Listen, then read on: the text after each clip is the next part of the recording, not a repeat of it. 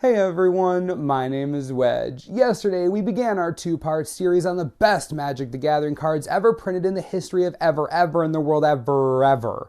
Anyways, if you missed part one, you should really check it out right here, this link. Click it, it's magic. Right, anyways, in this video we'll be counting down numbers 5 to 1 of the best cards ever. Let's see if you guessed right, shall we? Keep in mind, being the best is about being fundamentally broken, format warping craziness, so before you get some weird ideas, no Lightning Bolt, no Tarmogoyf, no Stormcrow. I know, I fought for it too, what you gonna do, am I right? Without further ado, hope you enjoy. Last time we left off with some pretty cheeky artifacts. Number 5 kind of likes artifacts, sorta. Tinker is 3 mana for a sorcery. As an additional cost to casting it, sacrifice an artifact. Search your library for an artifact card and put it on the battlefield.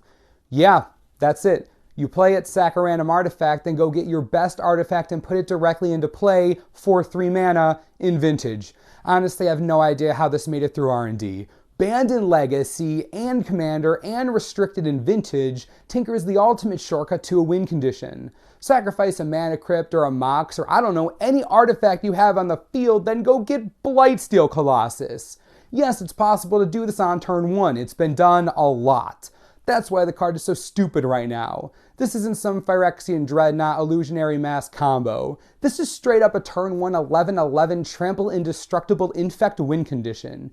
Tinker is the most broken card in Magic that interacts with artifacts. There were a few of them on this list, but none of the other ones lets you cast a turn 1 Blightsteel Colossus. This card, turn 1. We good?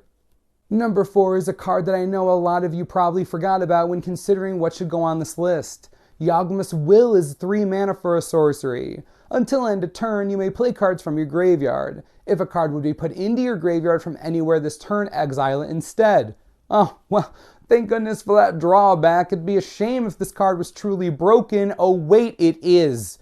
Beginning with the infamous Urza's Block combo fiasco of the late 90s, a ton of cards were banned and restricted across all formats. Agnes Will was among them, and for good reason. When you look at this card, you may not think it's that great, but look at it this way. You're playing Vintage, a format with more fast mana than you can shake a stick at. Play everything you can, cast the Will, then cast everything you just did again. Welcome to Storm. For you modern players, you know, Past in Flames and Storm, right? Imagine that, but way better, cheaper, and apply it to all cards, not just instants and sorceries. Let's get more specific. Dark Ritual, Cabal Ritual, Lotus Petal, Demonic Tutor. Get all that crap going, then put Tendrils of Agony in the mix. Yeah, this is Vintage Magic. Just keep casting spells. Cast the Will, cast them all again, Tendrils for the win. It's become a classic win condition enabler. If you want to look at it as simply as possible, here you go. Vintage is filled with broken spells. When you use those broken spells, they go to your graveyard. Agnes Will changes that a bit. Let's try that statement again. Vintage is filled with broken spells. You play them, then you play them again. That's the difference. The list is all about fundamentally broken cards. It would be impossible to make this list without including the fundamentally broken card that lets you use all of those other cards more than once. It's just too good to ignore. Oh baby, top 3. In my opinion, these 3 cards should be everyone's top 3 given the rules I laid out at the beginning. I think you'd be hard pressed to make an argument for any other top 3, I honestly believe that. Number 3, and another member of the Power 9, is Ancestor Recall. 1 blue mana for an instant. Target player draws 3 cards. I know. Seriously, no, I know. We consider Brainstorm insane, Ponder and Preordain are even banned in Modern. 1 mana cost draw spells have always been valuable and they're all descendants of this card. This is where card advantage began.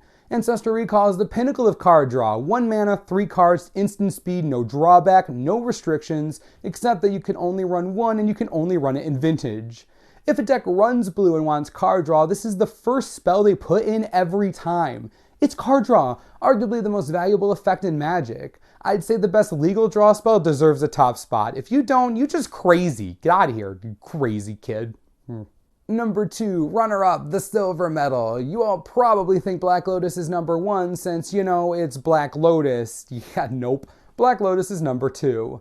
0 mana artifact that you can tap and sacrifice to add 3 mana of any one color to your mana pool. I won't go blue in the face talking to you about why Black Lotus is number 2. 0 mana in exchange for an artifact and 3 mana of any one color. That's just stupid. Put this with the Agnes Will. Dumb. Lay down a workshop, sacrifice the Lotus, and you have 6 mana to work with. There are countless interactions that make Black Lotus insane. It's just the best turn 1 mana accelerant in Magic's history.